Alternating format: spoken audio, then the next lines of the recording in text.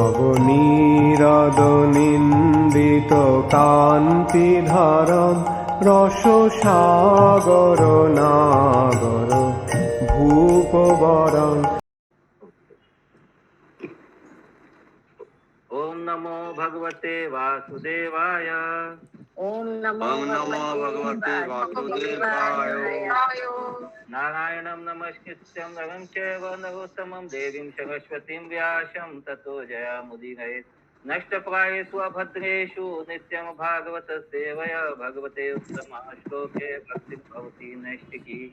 कृष्णाय वासुदेवाय देवकी नंदनाय च नंद गोप कुमाराय गोविंदाय नमो नमः। मूकं करोति वाचालं पंगुं लंघायते गिरिं यत्कृपातमहं वन्दे परमानंद माधवं श्रीगुरु दीनतारिणं श्रीचैतन्येश्वरम्। हरे कृष्णा।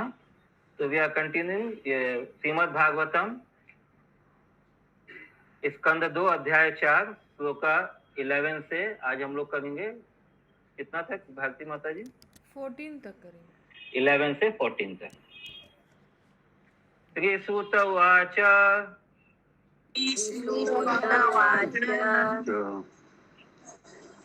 क्या बोले? हरे कृष्णा मैट म्यूट कर दीजिए। बबीता माता जी, बिंदु मेहता माता जी। इति दंडवत प्रणाम माता जी। इति उपमंत्रित राज्ञा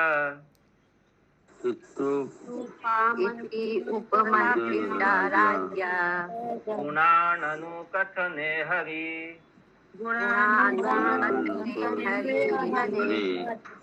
ऋषिकेशम् अनुस्मृत्य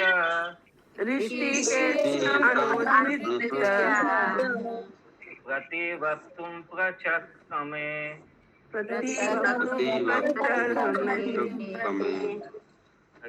तो मैं रीडिंग करता हूँ, किसी को कुछ नहीं समझ में आए तो हाथ खड़ा कर सकते हैं, गूगल हैंड।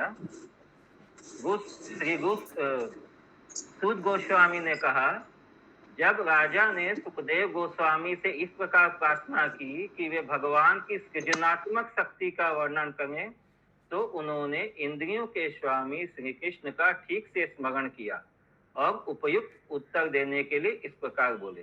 तो अभी तक जो है 5वें श्लोक से 10वें श्लोक तक परीक्षित महाराज ने अपना प्रश्न पूछा था और उसी का एक्सप्लेनेशन कर रहे थे प्रश्न का, और अभी सूत गोस्वामी उसका उत्तर देंगे।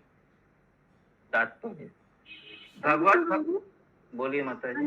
इसमें इस लाइन में जो सेकंड लाइन है, जो इस प्रकार प्रार्थना की कि वे श्री भगवान की सृजनात्मक शक्ति का वर्णन करें। तो सृजनात्मक मतलब प्रभु जी जो हम लोग हैं, जो मैनिफेस्टेशन है, जो कॉस्मिक मतलब ये जो सृजन है, जो सारा कुछ आप जो देखेंगे, ये सारा प्रगट होगा, प्रगट जगत मतलब स्पिरिचुअल वर्ल्ड और ये जो भौतिक वर्ल्ड है, दोनों सब कुछ तो भगवान का ही द्वारा सृजन किया हुआ ना, उन्हीं का शक्ति से उद्भूत है। तो उसके बारे में वर्णन करेंगे, ठीक है। तात्पर्य भगवत भक्तों को जब कोई व्याख्यान देना होता है तो भगवान के दिव्य गुणों का वर्णन करना होता है, तो वे यह नहीं सोचते कि वे कोई भी बात स्वतंत्र रूप से कर सकते हैं। वे सोचते हैं कि वे तभी ऐसा कर सकते हैं जब इंद्रियों के स्वामी भगवान उन्हें बोलने की प्रेरणा दें। इसमें न दे लिख रहा है, लेकिन ये तो जब भगवान प्रेरणा देंगे तभी तो बोलेंगे।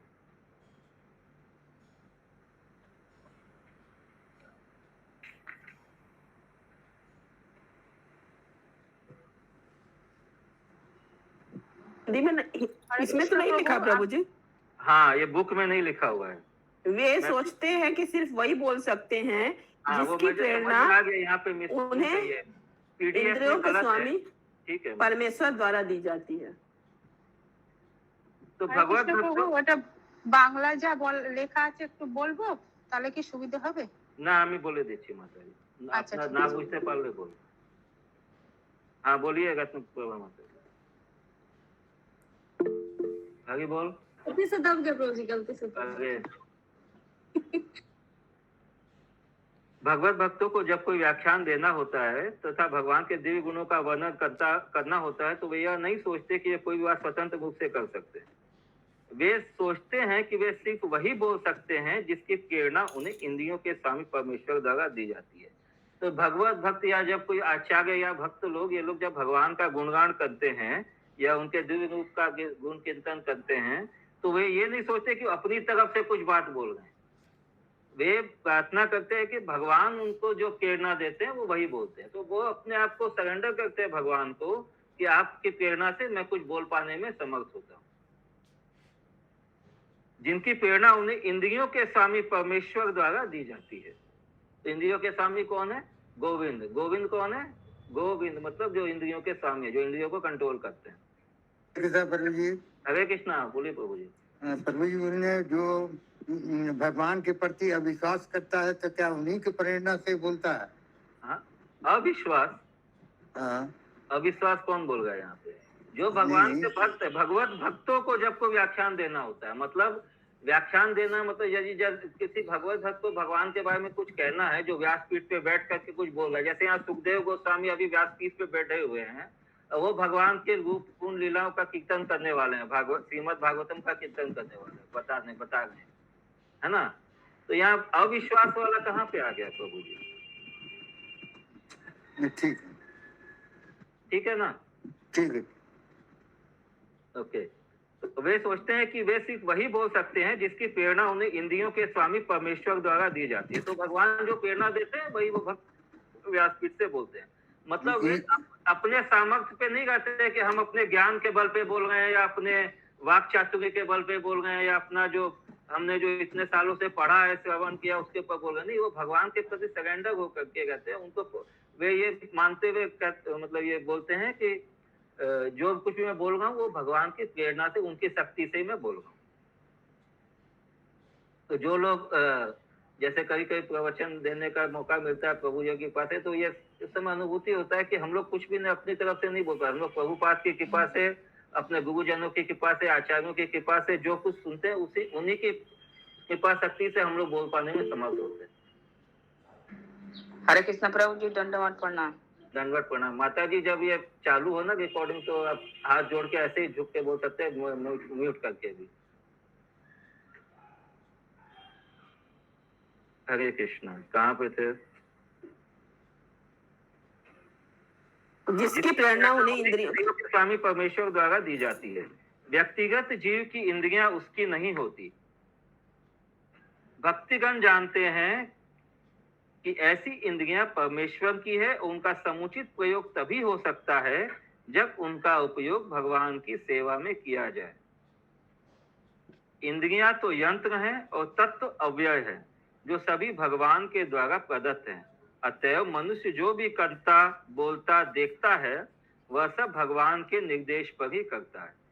तो वो पूरी भक्त जो है पूरी तरह भगवान के प्रति सरेंडर रहता है। वो अपना कंट्रोल जो है, जैसे अर्जुन ने क्या किया था, रथ की लगाम भगवान के हाथ में, भगवान ने लगाम ले ली थी। मतलब वो भगवान जिस तरफ रथ को ले जा गए थे, अर्जुन उन्हीं के डायरेक्शन में जा गया था। उसी तरह जब हम अपनी इंद्रियों को भगवान को सौंप देते हैं, तो फिर वो भगवान के अधीन में जिस तरह से कार्य करती है, वैसे ही हम लोग फॉलो करते हैं।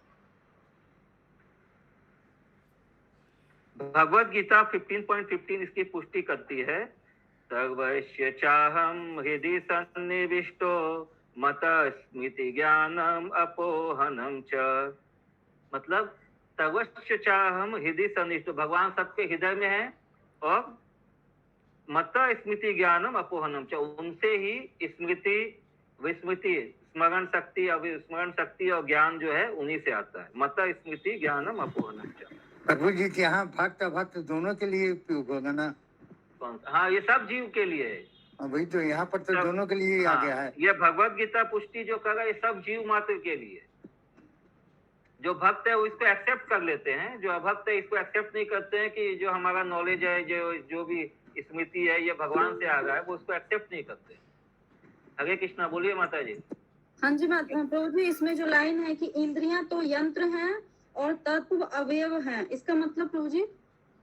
मतलब तत्व जो है, भौतिक तत्व जो है, पृथ्वी जल अग्नि और ये कंपोनेंट है।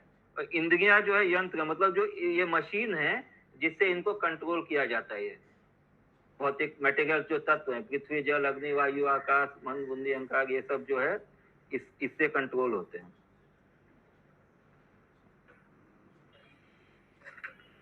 समझ में नहीं आया। इंद्रियां तो यंत्र हैं। यंत्र मतलब क्या होता है? मशीन है। और मशीन को खाली मशीन होने से तो काम, आज कोई सी मशीन से कुछ चीज बनाएंगे तो उसमें कुछ इनपुट देना पड़ता है ना। अभी आलू का चिप्स बनाएंगे तो मशीन है चिप्स जिससे आलू बनेगा, लेकिन उसके लिए अंदर आलू तो डालना पड़ेगा। तो जो तत्व जो है वो है वो रॉ मटेरियल है। ठीक है, ठीक है। कोई भी स्वतंत्र भाव से कम करने के लिए मुक्त नहीं है। अतः मनुष्य को सदा कर्म करने, खाने या बोलने की अनुमति भगवान से लेनी चाहिए, और भगवान के आशीर्वाद से भक्त जो कुछ करता है वह बद्ध जीव में होने वाले 4 प्रकार के दोषों के सिद्धांत से मुक्त होता है। 4 प्रकार का दोष क्या है? हाँ बोलिए शशि माता जी, बताइए। बद्ध जीव के क्या दोष हैं? गलती करना, यस, चीटिंग, धोखा देना, ठगना, मोहित होना। यस। तो जब भगवान की शरण लेकर के जब कोई वक्ता, जैसे अभी व्यासपीठ पर बैठ करके जब वो शुद्ध गोस्वामी जब ये श्रीमद् भागवतम का आख्यान कर रहे हैं, तो वो जो कुछ बोल रहे हैं वो भगवान की वाणी है। वो इस तरह का भाव समझना चाहिए, क्योंकि वो जो भी बोलते हैं भगवान के आशीर्वाद से भक्त जो कुछ करता है वह बद्ध जीव। तो अभी वो जो है वो साधारण बद्ध जीव नहीं है। जो व्यासपीठ पे बैठकर वो भगवत भक्त है और भगवान की अनुमति लेकर उनके आशीर्वाद से जब वो भगवत कथा बोल रहे हैं, तो वो जो है ये जो 4 भौतिक दोष जो है, जो जड़ स्थिति में जो हम लोगों के अंदर है, बद्ध जीवों के अंदर में, वो उन दोषों से मुक्त हो गए। उन दोषों से मुक्त होकर के वो इस व्याख्यान को बोल रहे हैं। हरे कृष्ण प्रभु। হ্যাঁ বলুন না। হরে কৃষ্ণ প্রভু, ওই যেটা আছে করোনা পাঠক, বৃপ্রলিপ্সা, ওইটা বলছে, ওই 4টে বলছে, বৃপ্রলিপ্সা, করোনা পাঠক, ওইগুলো বলছে 4টে দোষ বলছে। হ্যাঁ হ্যাঁ, আচ্ছা ঠিক আছে প্রভু। श्री शुक उवाच। श्री शुक उवाच। पहले सुख गोस्वामी बोल रहे थे, अभी वो बता रहे कि वो सुख गोस्वामी जो बोला उसको वो आगे व्याख्यान कर रहे।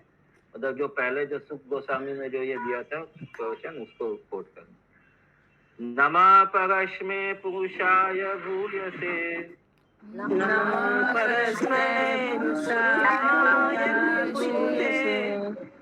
सदोद्भव स्थान निरोध लीलया,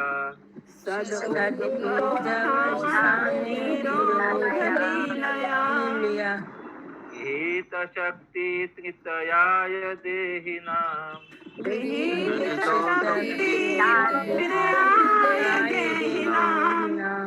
अंत भवाय अनुपलक्ष्य वर्तमने।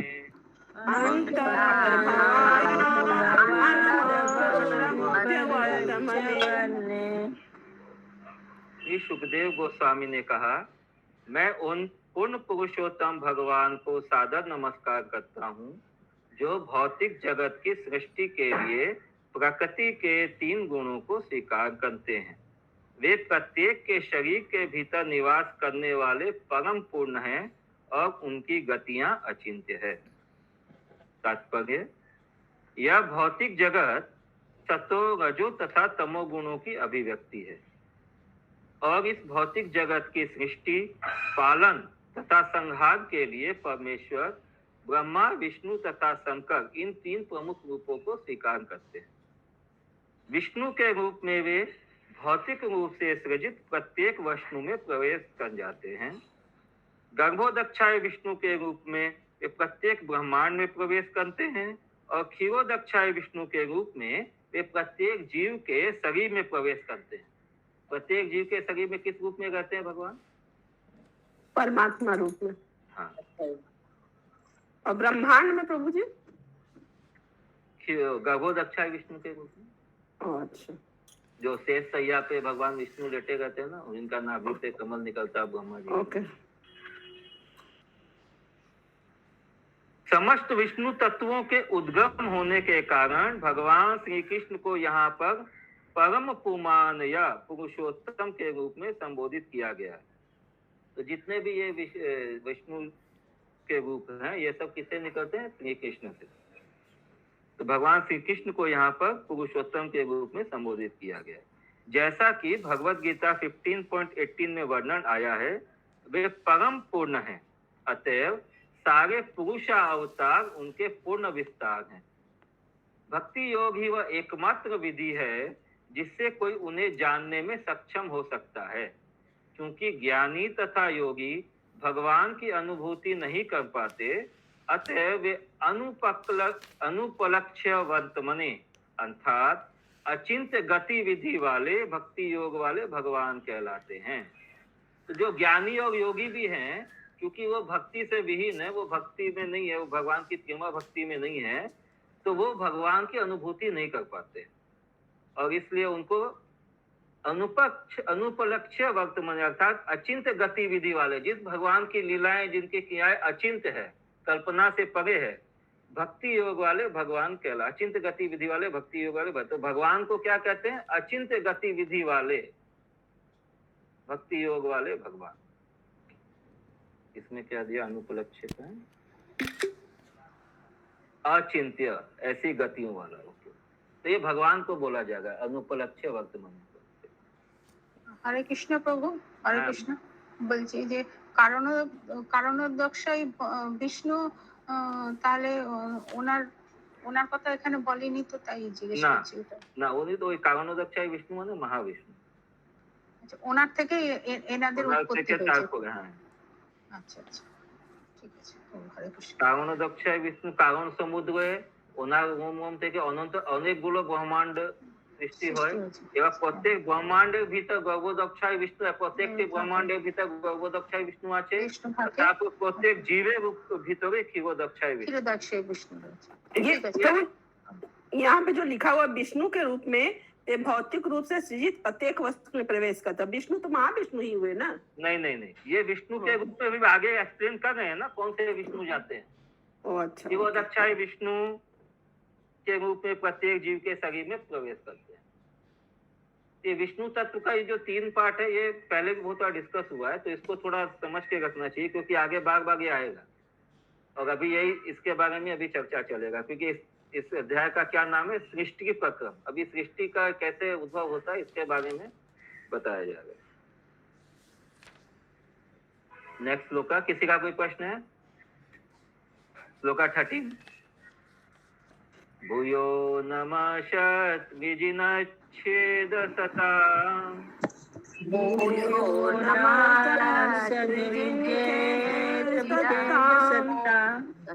असंभवाय अखिल तत्त्वमुदये,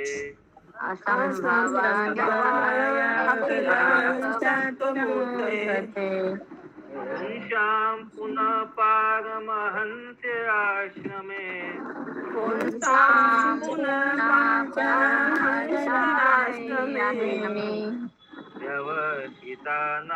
व्यवसितानामनुमेज्य दाशुषे।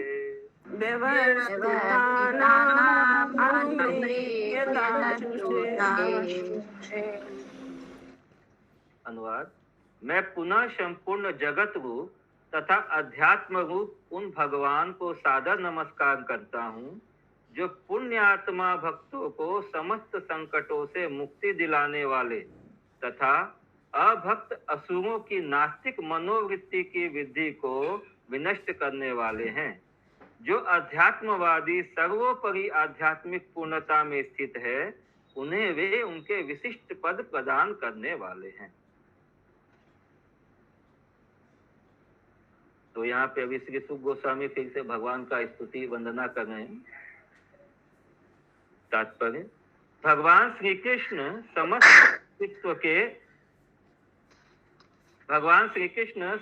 अस्तित्व के भौतिक तथा आध्यात्मिक दोनों ही जगत के पूर्ण रूप है। अखिल का अर्थ है पूर्ण, अथवा जो खिल या निकृष्ट नहीं है। मतलब जो खंडित नहीं है, जो खंडित नहीं है वो क्या होगा, वो पूरा होगा। जो पूरा है यदि उसे कुछ टूट फूट गया तो वो खंडित हो गया, तो जिसमें कुछ कमी है वो खिल है, जो पूर्ण है वो अखिल है। हरि बोल। जैसा कि भगवत गीता में कहा गया है, प्रकृति दो तरह की है, भौतिक प्रकृति तथा हरि बोल, भौतिक प्रकृति तथा आध्यात्मिक प्रकृति, जो भगवान की बहिरंगा तथा अंतरंगा शक्तियां हैं। तो प्रकृति दो तरह की है, एक भौतिक और एक आध्यात्मिक। आध्यात्मिक प्रकृति भगवान की अंतरंगा शक्ति है, भौतिक प्रकृति भगवान की बहिरंगा। तो भौतिक प्रकृति अपरा या निकृष्ट कहलाती है, मतलब लोअर, और आध्यात्मिक प्रकृति परा या दिव्य कहलाती है, ट्रांसेंडेंटल कहलाती है। अतएव भगवान का स्वरूप निकृष्ट भौतिक प्रकृति नहीं है। तो भगवान जो है वो अपरा प्रकृति नहीं है, उनका स्वरूप वो पूरी तरह से आध्यात्मिक है, वे मूर्ति हैं, अर्थात दिव्य स्वरूप वाले हैं। अल्पज्ञानी व्यक्ति उनके दिव्य स्वरूप से परिचित न होने के कारण उन्हें निराकार ब्रह्म के रूप में बताते हैं। तो जिनका ज्ञान पूर्ण नहीं है वो भगवान को निराकार रूप में देखते हैं। जो ज्ञान मार्ग वाले हैं ज्यादातर वो निराकार रूप में, भगवान का ज्योति रूप में या मतलब ये ब्रह्म ज्योति में के रूप में उनका पूजा करते हैं। लेकिन हरे कृष्णा, यस माता जी। हरे कृष्णा प्रभु जी, ये जो अनुवाद में लास्ट लाइन है उसको थोड़ा समझा दीजिए, नहीं समझ में। अरे बहुत आगे बढ़ गए माता जी। जो आध्यात्मवादी सर्वोपरि आध्यात्मिक पूर्णता में स्थित है उन्हें वे उनके विशिष्ट पदार्थ।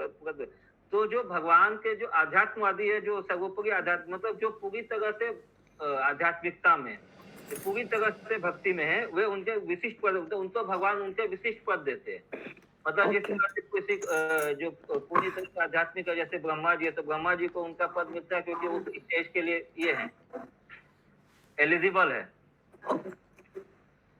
ओके प्रभु। के कारण आज अभी जैसे सुख गोस्वामी सुखदेव जी जब ये व्यासपीठ पे बैठे हुए हैं तो वो तो स्वयं भगवान के सत्यावेश अवतार हैं, तो वो भी भगवान, वो ये बात वो बता कि वो भी उन्हीं के भगवान की शक्ति से ही वो इस आख्यान को बोलने वाले हैं।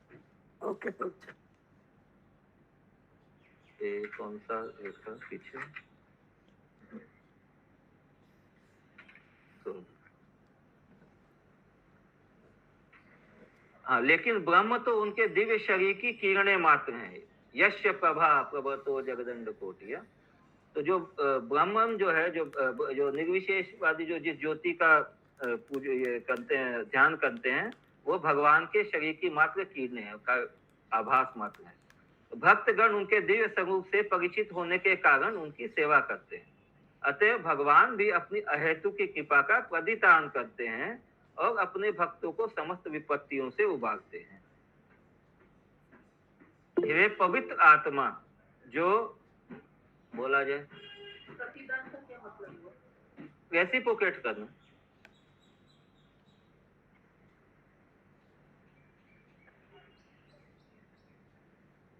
वे पवित्र आत्मा जो वेदों के आदेशों का पालन करने वाले हैं, भगवान को अत्यंत प्रिय है, अतः वे उनकी भी रक्षा करते हैं। मतलब जो भौतिक ये जो वेदांतों का जो स्क्रिप्चर्स का जो गाइडेंस है उसको जो फॉलो करते हैं उनकी भी भगवान रक्षा करते। तो भक्त तो सुप्रीम हो गया, उनका तो भगवान सब कुछ देखते ही हैं। इसके अलावा जो पूरी तरह से नियमों को मानते हुए जो जीवन यापन कर रहे हैं उनके भी भगवान रक्षा करते हैं।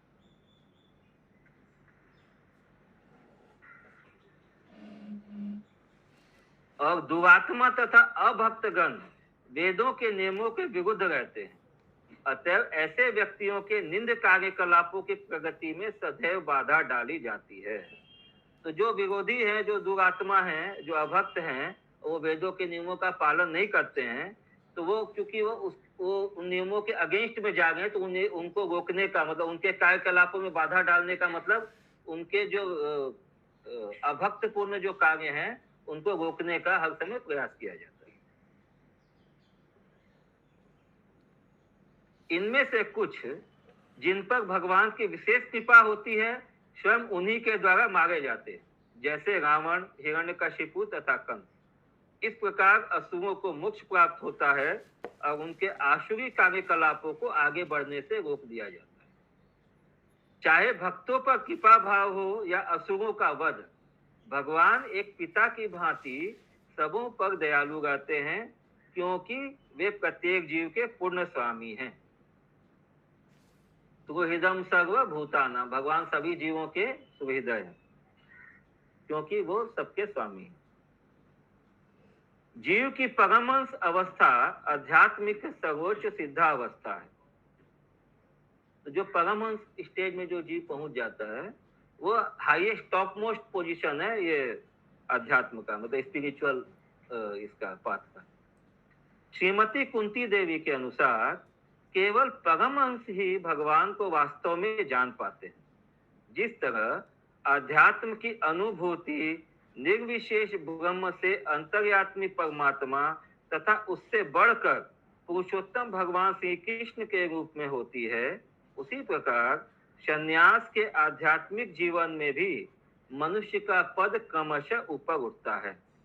तो जैसे 3 तरह का भगवान रियलाइजेशन है, ये क्या बोलते हैं, जो ब्रह्म ज्योति के उपासक है वो ब्राह्मण, उसके ऊपर में वो परमात्मा जो भगवान को चतुर्भुज नारायण रूप में हृदय में परमात्मा के रूप में ध्यान करते हैं, और सबसे ऊपर है भगवान, जो भगवान के त्रिभंगी मुरारी गोलोक वृंदावन कृष्ण रूप को साकार रूप का ध्यान करते हैं। तो उस तरह से ये 3 रूप है। इनमें भी उसी प्रकार जैसे ये 3 कैटेगरी है, उसी प्रकार संन्यास के आध्यात्मिक जीवन में भी मनुष्य का पद क्रमशः ऊपर उठता रहता है। तो एक संन्यास एक ब्रॉड कैटेगरी है, उसके अंदर में भी 3-4 कैटेगरी है, उसमें सबसे ऊपर है परमहंस। बाकी की अन्य अवस्थाएं कुटीचक, बहुदर, परिवाजकाचार्य तथा परमहंस। तो ये 4 तरह का संन्यास का कैटेगरी है। इनका उल्लेख पांडवों की माता श्रीमती कुंती देवी ने भगवान कृष्ण की प्रार्थना के अंतर्गत किया है। प्रथम स्कंद के अध्याय 8 में ये इसका वर्णन आया। सामान्यतया परमहंस निर्विशेषवादियों तथा भक्तों दोनों में ही पाए जाते हैं, लेकिन श्रीमद् भागवत के अनुसार, जैसा कि कुंती देवी ने स्पष्ट कहा है, केवल परमहंस ही शुद्ध भक्ति योग को समझ पाते हैं। बोलिए। इसमें लिखा है कि निर्विशेषवादियों और आध्यात्मिक में दोनों ही परमहंस पाए जाते हैं, तो निर्विशेषवादियों में कैसे परमहंस पाए जाएंगे? परमहंस का मतलब है, परमहंस का मतलब है कि जो सब जीवों को समान रूप से देखते हैं। भले ही वो निर्विशेषवादी भगवान का मतलब निर्विशेष ज्योति का अध्यात्म उसमें ये मेडिटेट करते हैं, लेकिन परमहंस की तरह वो मतलब सब चीजों को मतलब क्या बोलते हैं, वो समभाव से देखते हैं सब जीवों को। वो किसी से मतलब दुश्मन हो चाहे दोस्त हो, उनके लिए सब बराबर। हरे कृष्णा। बोलिए माता जी। हरे कृष्णा प्रभु जी। जैसे यहाँ पे कुटीचक, बहुदक, परिवारजक, आचार्य और परमहंस, तो जो हम लोग जैसे श्रील प्रभुपाद के बोलते हैं, जो विष्णुपाद, परमहंस, परिवारजक, आचार्य, तो इसमें तो दोनों आया, तब उन परिवारजक आचार्य बोलते हैं ना। परमहंस भी तो आगे बोलते हैं, जो विष्णुपाद, परमहंस। नमो विष्णुपाद परमहंस परिवारजक आचार्य श्रीमद। हाँ, तो एक आदमी दोनों नहीं हो सकता, ऐसा कुछ नहीं बोला गया है। हाईएस्ट स्टेज है परमहंस, वो है 2000 का नोट, उसमें 500, 200, 100 सब नोट आ जाएगा ना। अच्छा, ठीक। कोई परमहंस होगा तो ये नहीं होगा ऐसा थोड़ी लिखा है, वो हाईएस्ट कैटेगरी है। ठीक है,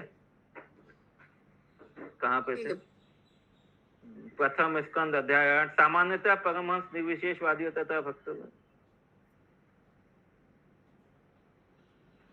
कुंती देवी ने स्पष्ट कहा है कि भगवान परमहंसों को भक्ति योग प्रदान करने के लिए ही विशेष रूप से अवतरित होते हैं। परित्राणाय साधुना, तो जो साधु पुरुष है, जो परमहंस स्टेज में है लेकिन वो जो निर्विशेषवादी है, उनको भगवत भक्ति प्रदान करने के लिए भगवान विशेष रूप से अवतरित होते हैं। इस तरह एक प्रकार से अंततः गत्वा परमहंस भगवान की अनन्य भक्ति है। तो जो आप बोल रहे थे ना कि दोनों कैसे हो सकते हैं निर्विशेषवादी योग? ये तो निर्विशेषवादी भी जो हैं वो भी बाद में जब के भगवान की कृपा से भक्ति योग में आ जाते हैं, उनको भगवान परम अपने भक्त बना लेते हैं। श्रील जीव गोस्वामी ने प्रत्यक्ष स्वीकार किया है कि सर्वोपरि गंतव्य तो भक्ति योग है, जिसके द्वारा मनुष्य भगवान की दिव्य प्रेमा भक्ति को स्वीकार करते हैं। जो लोग भक्ति योग के मार्ग को ग्रहण करते हैं वे ही वास्तविक परमहंस हैं। क्योंकि भगवान सबों पर अत्यंत दयालु रहते हैं, अतएव जो निर्विशेषवादी भगवान की निर्विशेष ब्रह्म ज्योति में एकाकार होने के लिए साधन स्वरूप भक्ति ग्रहण करते हैं, उन्हें भी उनका मनोवांछित लक्ष्य प्राप्त होता है। ये यथा माम प्रपद्यन्ते, तो उन्होंने भगवत गीता में सबको आश्वस्त किया है, ये यथा माम प्रपद्यन्ते। श्रील विश्वनाथ मतलब जो जैसे जैसे आकांक्षा करता है, जो जैसे भजता है उसको वैसा फल मिलता है। श्रील विश्वनाथ चक्रवर्ती ठाकुर के अनुसार परमहंस की दो श्रेणियां हैं, ब्रह्मानंदी तथा प्रेमानंदी। ब्रह्मानंदी मतलब वही दो तरह के जो परमहंस है, निर्विशेषवादी और प्रेमानंदी जो है भक्त। और इन दोनों को ही वांछित गति प्राप्त होती है, मतलब ये जो दोनों जो जिस एम से साधना में लगते हैं उनको वो गति मिलती है। यद्यपि ब्रह्मानंदियों की अपेक्षा प्रेमानंदी अधिक भाग्यवान है, लेकिन ब्रह्मानंदी तथा प्रेमानंदी ये दोनों ही अध्यात्मवादी है, दोनों स्पिरिचुअलिटी में है और इन्हें भौतिक प्रकृति से कुछ भी लेना देना नहीं रहता। तो ये भौतिक अवस्थाबद्ध अवस्था से काफी ऊपर है, जो कि जीवन के कष्टों से भरी हुई है। नेक्स्ट श्लोका होगा ना 14th। ओके। नमो नमस्ते वृषभाय, नमो नमस्ते वृषभाय, शाश्वतां विदुर काष्ठाय मुहुः।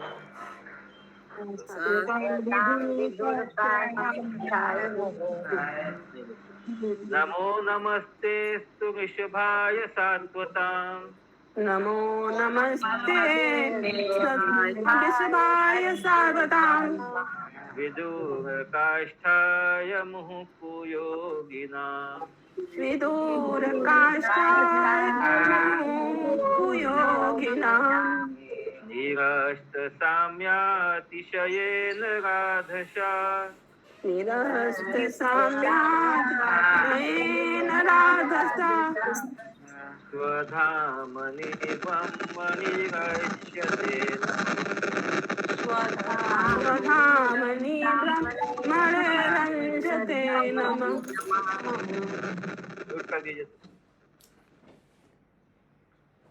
मैं उन्हें सादर नमस्कार करता हूँ जो यदुवंशियों के संगी हैं और अभक्तों के लिए सदैव समस्या बने रहते हैं। अभक्तों के लिए समस्या कौन है सबसे ज्यादा? भगवान कृष्ण। कृष्णा था किसको?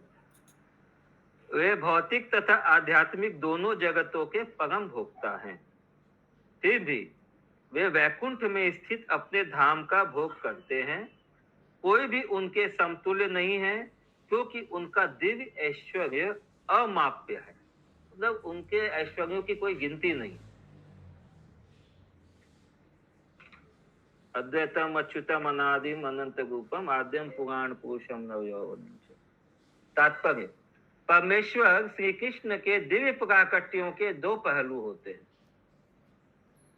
शुद्ध भक्तों के वे नित्य संगी है, यथा यदुवंशियों के परिवार के सदस्य होकर या अर्जुन के सखा बनकर या वृंदावन वासियों के संगी पड़ोसी बनकर, नंद यशोदा के पुत्र बनकर, सुदामा श्रीदामा तथा मधुमंगल के मित्र बनकर या ब्रज भूमि की बालाओं के प्रेमी बनकर इत्यादि इत्यादि। तो ब्रज लीला में भगवान जो है अपने नित्य संगी नित्य पार्षदों के साथ में लीलाएं करते हैं। तो जो भौम वृंदावन में भगवान लीला करते हैं, तो जो उनके साथ जो भी हैं जो लीला में पार्टिसिपेट कर रहे हैं वो सब कोई उनके नित्य पार्षद है, नित्य संगी है, यह उनके साकार स्वरूप का अंग है।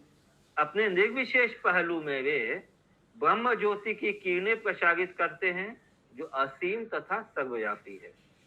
सूर्य किरणों के तुल्य इस सर्वव्यापी ब्रह्म ज्योति का एक अंश महत तत्व के अंधकार से आच्छादित होता है। और यही नगण्य अंश भौतिक जगत कहलाता है। तो एक अंश मात्र है जो भौतिक जगत जो है, ये ब्रह्मांड का जो है, जो कि जो सूर्य के किरणों से जो प्रकाशित है, उस ब्रह्मांड का एक छोटा सा अंश मात्र है जो ये भौतिक जगत है जिसमें हम लोग। इस भौतिक जगत में ऐसे असंख्य ब्रह्मांड हैं जिस तरह के ब्रह्मांड का हम अनुभव कर रहे हैं, और जिस ग्रह पर हम रह रहे हैं ऐसे इनमें लाखों ग्रह हैं। हरे कृष्णा बिंदु माता जी, जीव जागो। हम लोग कौन से ब्रह्मांड पे हैं?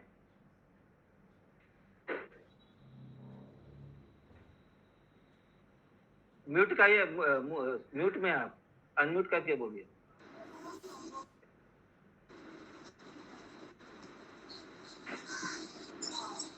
आगे बोल। नहीं पता गुरु जी। अच्छा, बबीता अग्रवाल माता जी, जिस ग्रह पर हम रह गए हैं ऐसे लाखों ग्रह हैं, तो कौन से ग्रह पे हम लोग? नहीं पता, बता दीजिए शशि माता जी। भूलोक में प्रभु जी, पृथ्वी ग्रह पे, भूलोक में पृथ्वी ग्रह। यस, तो भौतिक जगत कह सकते हैं क्या? हाँ, तो भौतिक जगत ही है। हाँ जी, वही पृथ्वी, पाताल, आकाश, पाताल से ऊपर के जितने लोग हैं सब तो भौतिक जगत में ही है। हरे कृष्ण प्रभु जी, मृत्यु लोक भी हो सकता है।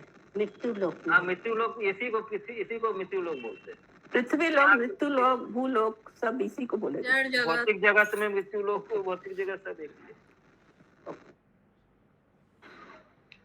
लेकिन बाकी भूमंडल का भी तो मृत्यु होता होगा, तो उनका अलग मृत्यु लोक कैसे कहा जाएगा? हाँ, तो सभी है, बाकी जगह में अलग तरह का ये होता है, लेकिन सभी जगह पे तो आयु है। देवता का आयु ज्यादा है, देवलोक में भी, लेकिन आयु तो है। उसको तो मृत्यु लोक नहीं ना कहा जाएगा। वहाँ पे क्योंकि शरीर नहीं है ना, भौतिक शरीर नहीं है, पंच तत्वों का शरीर नहीं है। हाँ, इसलिए मृत्यु लोक सभी नहीं होगा। नहीं, वहाँ से फॉल डाउन होता है। हाँ, बोलिए सुषमा माता जी। हरे कृष्ण, कहाँ पे थे हम लोग? হরে কৃষ্ণ প্রভু। হ্যাঁ, বলুন না। বলেছে যে সূর্যের আলোকের সঙ্গে যার তুলনা করা যায় সেই সর্বব্যাপ্ত ব্রহ্মজ্যোতির একটি অংশ মহৎ তত্ত্বের অন্ধকারের দ্বারা আচ্ছাদিত, এবং সেই অন্ধকারচ্ছন্ন নগণ্য অংশটি হচ্ছে জড়জগৎ। এটা একটুখানি ভালো করে বুঝিয়ে দিন।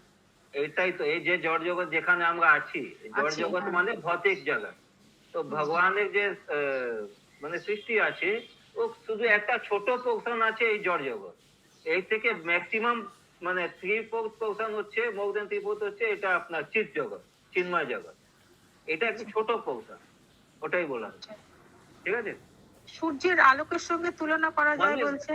যেরকম সূর্যের আলোকে, সূর্যের কিরণ যেরকম সব দিকে যায়, আচ্ছা, সর্বব্যাপী। হ্যাঁ, ব্রহ্মজ্যোতি যেরকম ভগবানের ব্রহ্মজ্যোতি, ও মাত্র একটা অংশ, একটা মানে শুদ্ধ অংশ হচ্ছে মহত্তত্ত্ব। ওই মহত্তত্ত্ব যেটা আছে, ও যে ওই মহত্তত্ত্ব যে পোর্শনটা অন্ধকারে আছে, ওই অন্ধকারের পোর্শনটা হলো আমাদের জড় জগৎ। আচ্ছা, ঠিক আছে প্রভু। হরে কৃষ্ণ। हरे कृष्ण। तो ऐसे लाखों ग्रह हैं। संसारी लोग भगवान की किरणों के असीम विस्तार से किसी न किसी प्रकार से मोहित होते हैं, किंतु भक्तों को भगवान के साकार रूप से ही प्रयोजन रहता है। संसारी लोग मतलब यहाँ जो निर्विशेषवादी हो, भगवान की जो ज्योति है उससे मोहित रहते हैं, लेकिन जो भक्त है वो भगवान के सविशेष रूप का साकार रूप से प्रयोजन रहता है, क्योंकि वो उससे आदान प्रदान कर पाते हैं भक्त। किंतु भक्तों को भगवान के साकार रूप से ही प्रयोजन रहता है, जिससे प्रत्येक वस्तु उद्भित होती है। जन्मादस्य यत, जिस प्रकार सूर्य की किरणें सूर्य मंडल में सकेंद्रित रहती है, उसी तरह ब्रह्म ज्योति आध्यात्मिक आकाश के सर्वोच्च लोक गोलोक वृंदावन में केंद्रित रहती है। तो जैसे सूर्य का किरण सूर्य मंडल, सौर मंडल सूर्य से निकलता है, वैसे ही जो ब्रह्म ज्योति है आध्यात्मिक आकाश का सर्वोच्च लोक जो है गोलोक है, गोलोक से निकलता है। असीम आध्यात्मिक आकाश आध्यात्मिक ग्रहों से भरा हुआ। तो आध्यात्मिक आकाश में अनेक आध्यात्मिक ग्रह, आध्यात्मिक लोक हैं जो वैकुंठ लोक कहलाते हैं, और वे भौतिक आकाश से बहुत दूर। जहाँ संसारी लोगों को सांसारिक आकाश के विषय में ही अपर्याप्त ज्ञान हो, भला वे आध्यात्मिक आकाश के विषय में किस तरह सोच सकते हैं। तो हम लोग जो यहाँ पे जो भौतिक जगत के जो जीव अभी तक तो पूरा तरह से भौतिक जगत के बारे में भी नहीं जानते, अभी तक भी हर रोज नया नया कुछ ना कुछ अनुसंधान चलता है। एक दो तारा कुछ दूर में टेलीस्कोप से देखते हैं तो बताते हैं ये एक तारा है ये।